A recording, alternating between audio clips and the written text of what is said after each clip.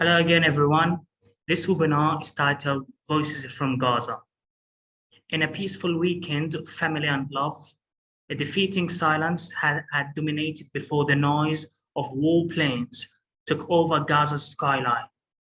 Televisions and radios started to scream and stream specific songs that we never knew nothing about, but a sign for a coming war. That time, I rushed into my mother, asking if that loud explosion and rising smoke were real or I was paranoid. Voices of screams came out from the other room, my little sisters, who have not yet recovered mentally nor psychologically from the last year's aggression. I started calming them down, rising above my own fears for my little sisters. Really, again, I couldn't believe it when the Israeli occupation forces declared an aggression against humanity in Gaza.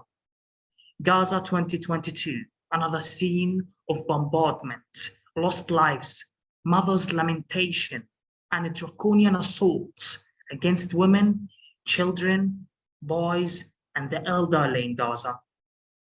This year, August the 5th, a couple of days ago, another war erupted in which civilians bore the brunt of it all. Let's not forget that prior to this war, the United Nations cautioned that Gaza would be uninhabitable by 2020. And that's right indeed, because the following conditions are unbearable. Gaza is one of the world's most densely populated places with a population of over 2 million people in 365 kilometers.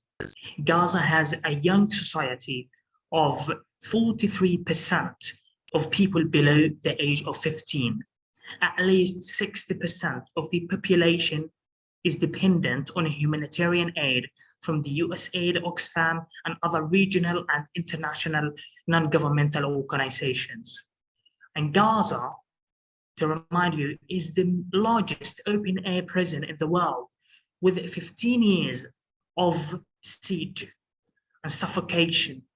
Unemployment rates soaring to 52, according to the PCBS, the Palestinian Center Bureau for Statistics.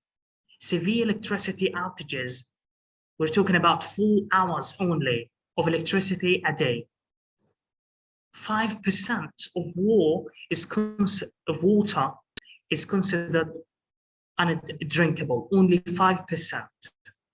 And since I was born, I survived 5 wars in 2008, 2012, 2014, 2021, and days ago, 2022. I lost innocent family members and friends, and am I gonna be next? We never know. Thank you so much for joining today's webinar, and I'm really happy to be joined by my friends whom I met during the Qatar Scholarship Program in Gaza, Palestine.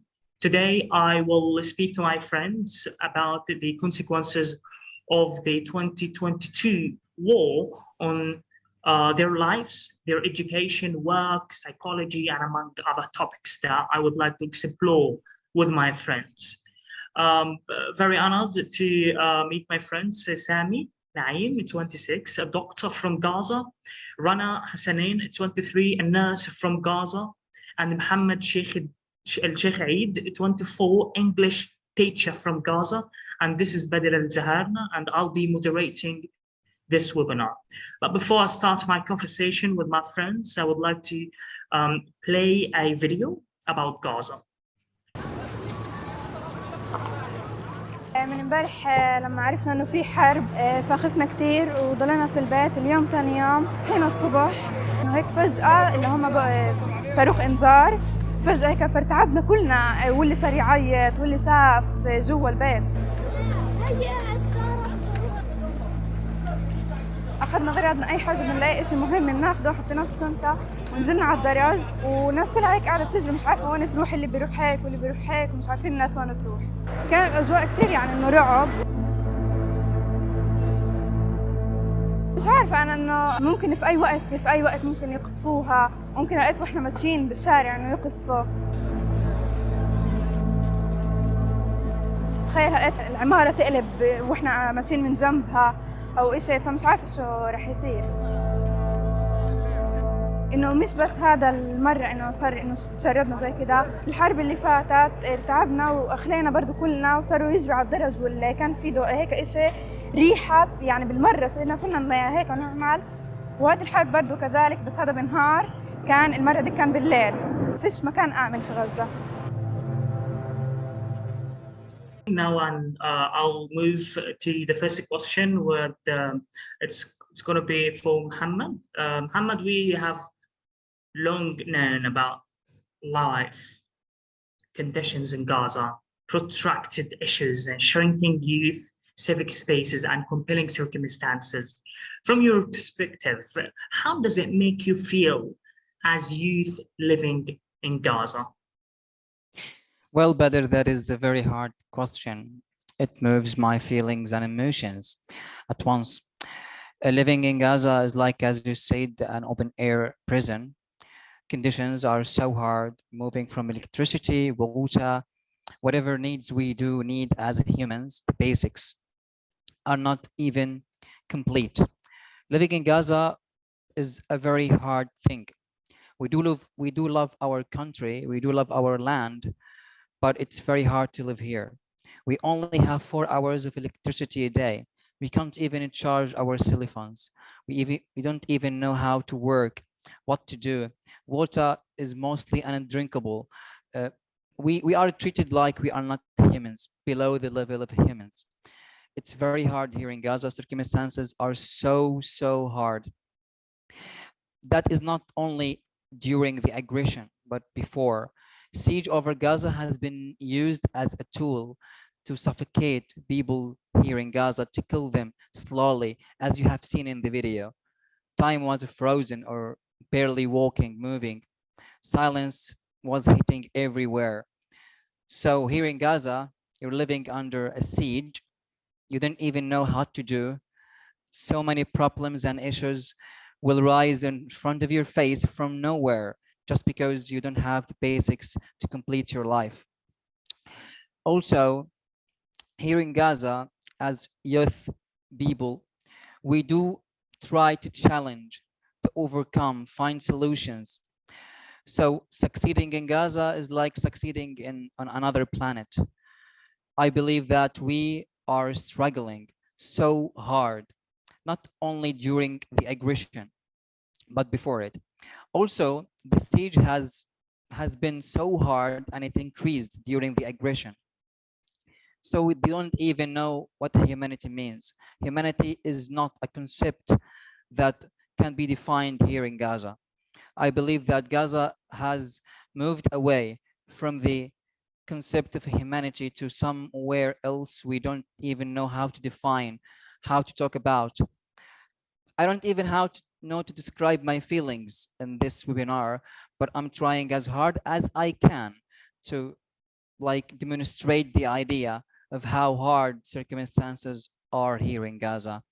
I don't know, maybe we as youth do everything in our power to survive, to succeed, to achieve our goals, dreams, and whatever we're ambitious about. I do not know during the war, like there was no water. Like people were literally begging for water in my neighborhood. It was so hard. It was such a killing scene to see people begging for their basics. They don't even know what to do, whom to talk to. It was full of fear, full of suffering, full of, I don't know how to talk about it, but it was really hard. An experience that I will never ever forget. It will be here in my memory for the rest of my life. Circumstances are here, you can't even live your human life here in Gaza. But again, circumstances according to electricity, water, our basics here in Gaza are in a very like, to the extent that our hospitals were about to stop during the aggression. There was no fuel to run the electricity in hospitals. Patients were suffering, children were suffering. Even we don't even know how to cure the injured people. It was very hard. Even when a bombard happened, when they targeted a house or something, we don't even have the equipments to look for people and to help them survive. We spent 8 to 10 to 15 hours looking for people under the destruction of their houses because we don't have the most suitable equipments for this mission. It's very hard to describe. Words are not even mine. I feel like I am like pouring my feelings here because it's not an imaginary story. It's a real story I have seen with my bare eyes. I have watched, listened to, so the screams, the tears, every single thing that a person would never like to see. That is how it looks like in Gaza. Thank you so much, Mohammed, for sharing this. Mohammed, did you participate in any initiatives, like maybe in your community, to help out these people in need? You talked about water, you talked about electricity, people seeking for aid and any forms of this kind of need. So did you participate? Did you engage with your community? And how did it go? Yes, here in my neighborhood, we as youth people were like 20 people. We moved for people who have enough water, food, and from the aids that we can get, we started spreading those things over the families that they need. It was a very risky mission. We could have been targeted at any minute because we were carrying like heavy things, water, food, whatever things. And by the way, while we were carrying those things for people who are in need, there was a bombard near to us. A whole square were destroyed, literally destroyed, and all the people who were in there were killed, unfortunately.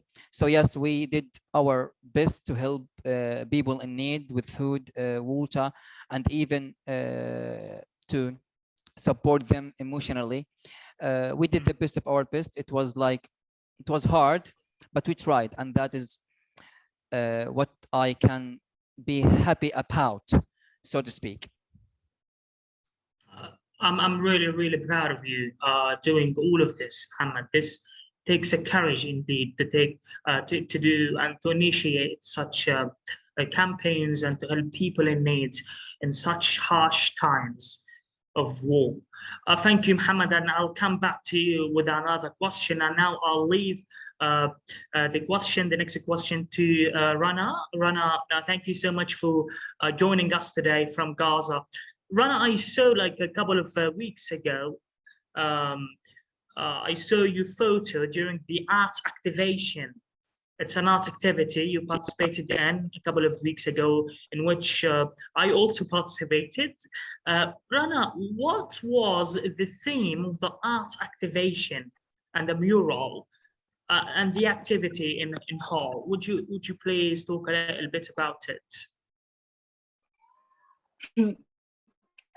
Thank you, Badr, for your interest in this experience to show its importance and impact. My experience was full of enthusiasm and difference because we did the expression our feelings and thoughts about education by drawing and art. We always say that drawing is one of the most expressive ways of meanings and goals. The painting contained a collection of drawings expressing the challenges of education and the existing attacks against education. My experience was very special as it was a space to express learning difficulties here in Gaza, especially where wars, poverty, and lack for job opportunities. And I like it very much, our choice of painting to express the attacks that are being carried out against education in all languages, in the sense that everyone from around the world is proficient in this language, the language of art. I want Badr to share with us a story in the last word of the Diana Lamour, a 21 years old girl studying at the arts in Gaza, who was bombed by the occupation, planned while painting in her room. So Diana died expressing her dreams and exposing the crimes of the occupation. This pain, of the simplest right. I'm talking about Diana right to draw and her right to education, which was taken from her without guilt.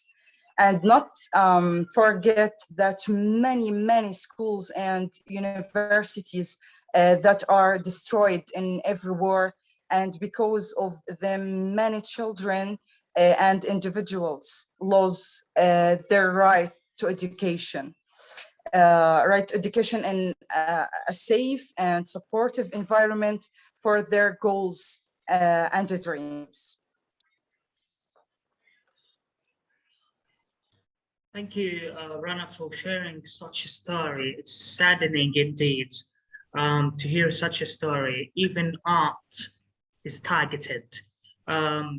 We actually, and I would like to elaborate more on the arts activation that I participated in. We expressed that education has to be protected from attacks. Each year, each escalation, each aggression, schools, universities, so many educational centers and infrastructure get targeted and bombed and thus destroyed. And this actually prevents a lot of people to access to school, to education, and to receive a proper education and a quality education in Gaza. This is actually really harsh to prevent children from going to their classrooms. Instead, schools in Gaza turned into shelters because people feel safe when they go to schools and to take them as a shelter. We'll talk more about this actually, but I would like to move with Sami. Thank you, Sami, for joining today's webinar. Dr. Sami, indeed. Such exceptional times of war traumatize everyone in Gaza.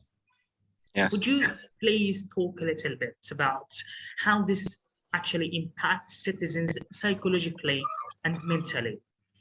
Yes, but thank you first. All these aggressions, Israeli aggressions from 2008, 2012, 2014, 2021, 2022, Gaza is always under attack. You could never expect that your relatives, you and your brother could be the next victim. Actually, all these aggressions translate to actual mental distresses. In Gaza, rates of PTSD, which stand for post-traumatic stress disorder, which features sleep disturbances, feeling permanently on the edge and easily startled, flashbacks and nightmares of the trauma, emotional numbing, are the highest among the world. 2017 study found that 40% of the adults living on the Gaza Strip qualify for this diagnosis. I think that the most group affected by this wars and aggressions is the children. This war, 11 children were killed, and more than 150 were injured. 2014, there was 578 children were killed. No wonder that the UN Secretary General Antonio Guterres described Gaza as the hell on earth for children. A study conducted in 2020, actually this is before the latest conflicts, the latest before 2021 and before this conflict, found that more than 1,500% of children in Gaza were suffering from PTSD, and nearly 90% of them were experiencing personal trauma. Regarding the students and education, a study showed that more than 50% of the students after 2012, that's before 2021 and all these aggressions, where 50% students had a diagnosis of PTSD diagnosis. And I think that these studies underestimate the actual percentage of these disorders in Gaza.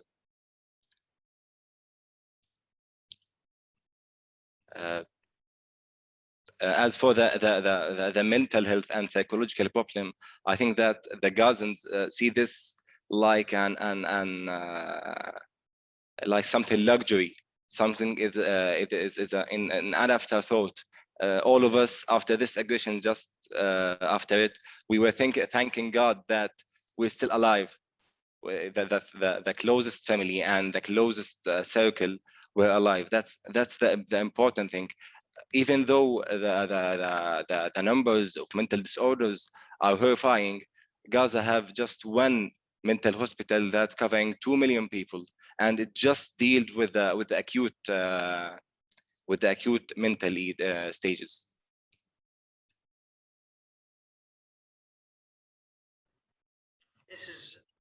These numbers are really huge. The hell on earth for children, Gaza described. That's really sad. And students actually have been experiencing a state of depression, trauma, and anxiety because of the sudden fears, and this is normal. I mean, abrupt aggressions, so many compelling circumstances caused by these wars, more dangerously, mentally and psychologically on the children, as you indicated, Sami. Thank you for sharing such information. And now I would like to display another video, the second video. Please, Huda, would you please play the video?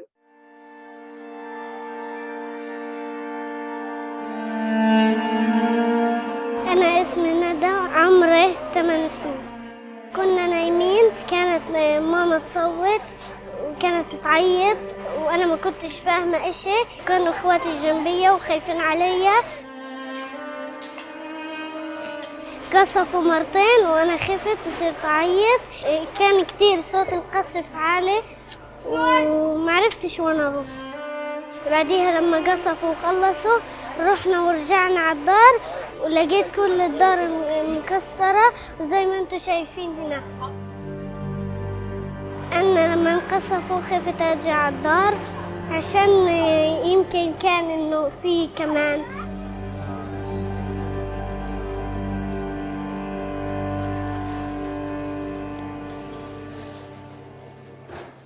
Displaying the videos. Actually, this is not only these people's stories, but also my little sister's stories and my neighbors' stories and my relatives' stories. It's everyone's stories here in Gaza. So, Muhammad, if you have got any comments on the videos, it's also a platform to comment.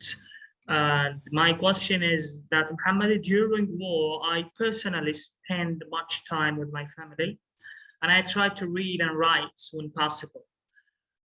What about you? Tell us, how did you spend your time during the last war, or generally speaking, during such harsh times of war? Thank you, Badr, for the videos. It's the story of every children, the story of every person here in Gaza, the story of every family, the story of everyone who lost his beloved ones.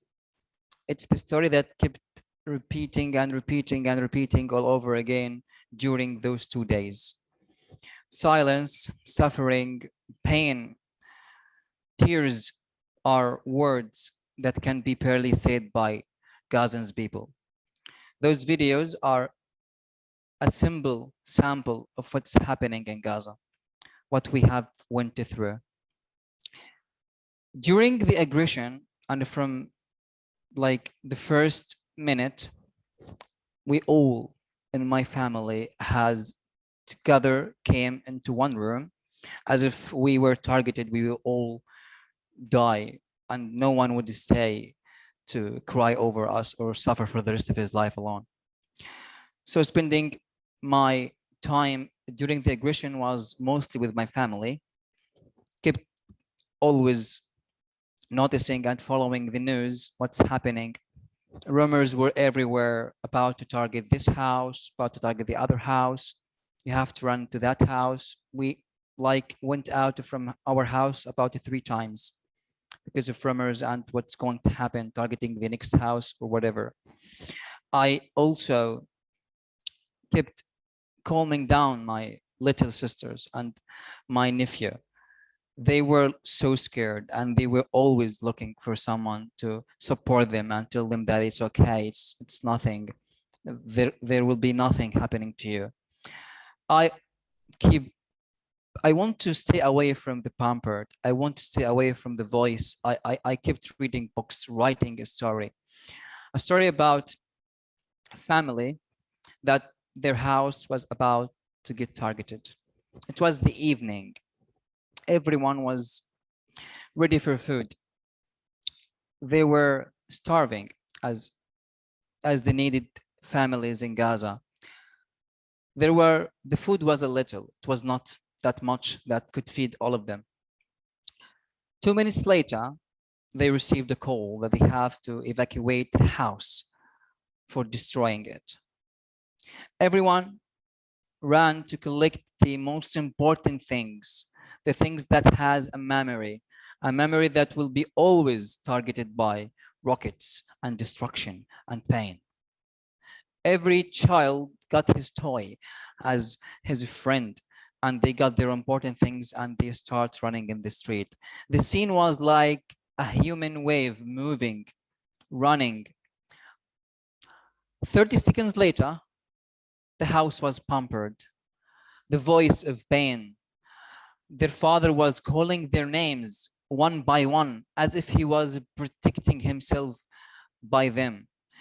The roles were exchanged. Everyone has a new identity. Yes, they survived the pampered, but they're not alive anymore. They are trying to heal the wound that has been targeted in their souls, hearts, and memories. I personally saw the pampered. Under the destruction, there was a person. He was teared apart, literally teared apart. His parts were everywhere. It was a scary and terrible scene. I could not even look at the blood and the flesh of his body all over the place. We were like frozen. What we're gonna do? How to collect him? How to put him into something? How to bury him? How to get to know that those parts are his? So many questions, and the answer was death. I don't know. That is my activities beside the initiatives I kept doing for people who are in need, helping people who want to evacuate their house, carrying their needs, water, food, supporting people, children, even my students, the ones I'm teaching now or the ones I taught before. I kept sending them messages, talking to them, checking up on them. It was like everyone needed everyone in this hard time. The time was frozen. So I think that everything I have done was timeless. I feel like I was in another world, in another dimension. It was indescribable. I'm sorry for these emotions, but That's a that's really why. sad story. Thank you so much, Muhammad, for sharing such a story. And we have seen such a scene like this, days ago in the last aggression of people under the rubble, suffocated, and who could not breathe, and who died indeed, just screaming and suffering. That's really of a very sad scene. Um, now I'll move to Rana, to the next question. Rana, I have learned that you are an active member of your local community in Gaza. You love volunteer work, liaising in teams, and giving back to your peers. So does this time of war affect your civic engagement? And are there any community-based initiatives that you participated in post-war, and even your past experiences? And you meet a lot of people, you meet a lot of young people. What about their aspirations and dreams, future, in light of such compelling conditions?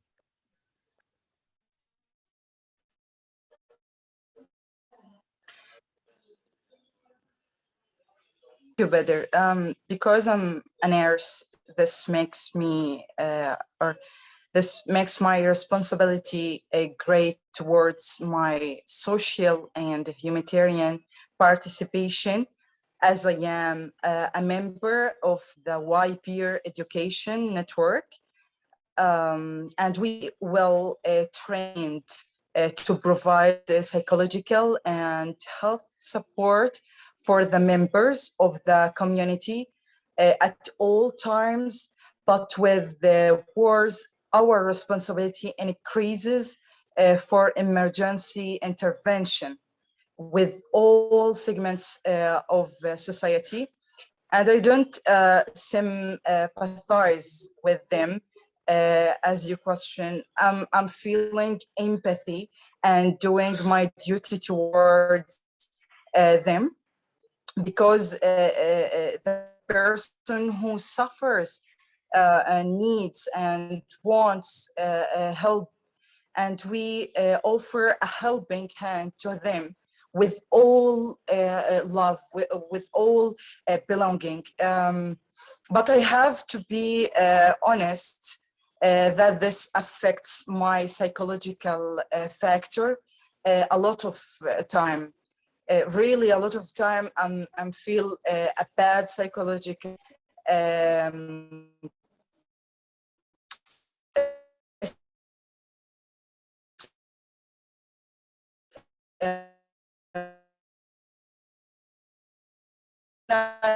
ideal with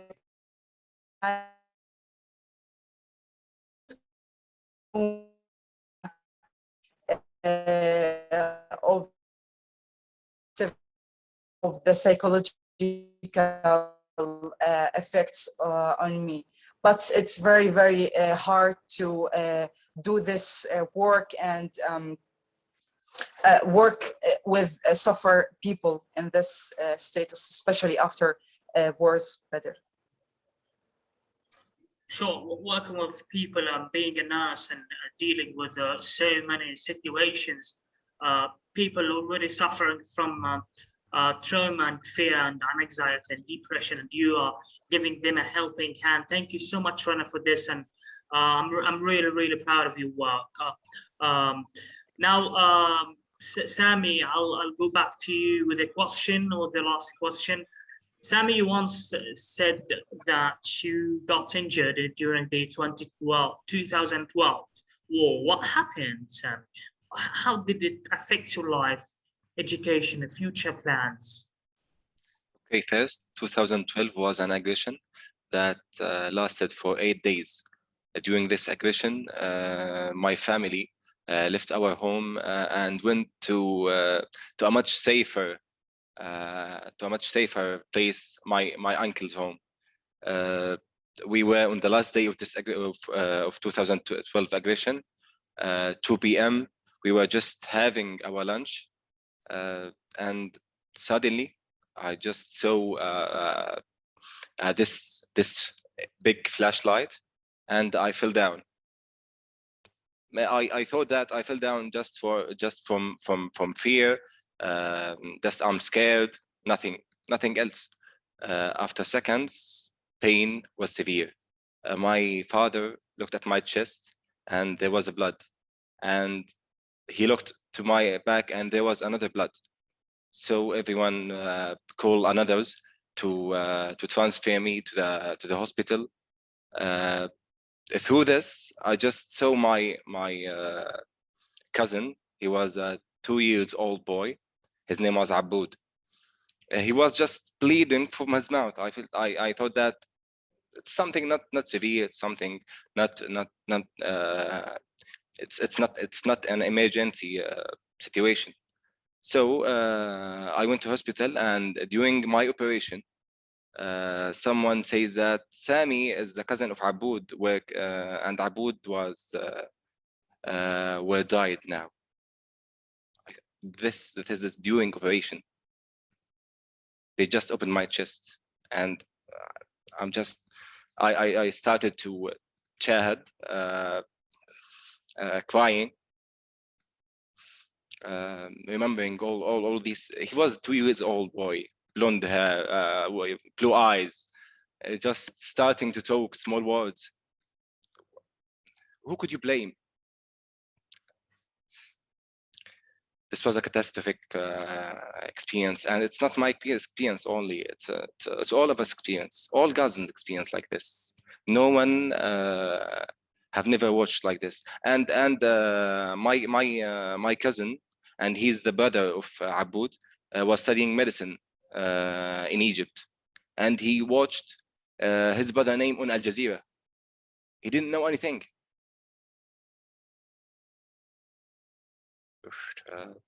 And until now, after 10 years, I continued to have sleep disturbance. I hate sleep. Sometimes I get too much nightmares that I couldn't feel with any. I wash my face, reading Quran and other things, and actually it's not beneficial. Nothing helped. That's it. I'm really sorry for this, Sami. I'm shocked and overwhelmed. But thank you for sharing this story. I'm really proud of you. You're now a doctor. You're going out to people, giving them the helping hand, what they need to dedicate your effort to continue to give back to your community. I've got mixed feelings. This is really emotional. Thank you, Sami. Thank you for all. Now, a last comment. Sami, if you would like to send a message to the audience and to the world, what would you like to say? First, pray for us. Pray much for us, and transfer and conduct the correct image of what's happening here in Gaza, what Israeli is doing in people, and hate everything named Palestinian. That's it. Thank you, Sami. Muhammad, if you would like to deliver a message to the world, what would it be? Yes, please look at Sami's story. It's everyone's story here in Gaza. Transfer those stories to the world. What's happening here in Gaza is totally unhuman. Pray for us, support us, and stand with us. We are always under attack. I've got mixed feelings, and I'm so sorry, but it's so hard. Thank you, Muhammad. Rana, if you would like to deliver a message to the world, what would it be?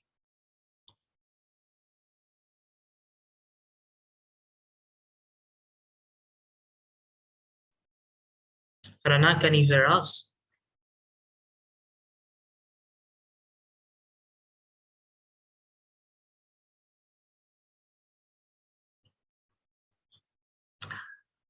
Looks like Rana does not hear me. It's okay now. I'm moving to the box of the chat. And I've got a question.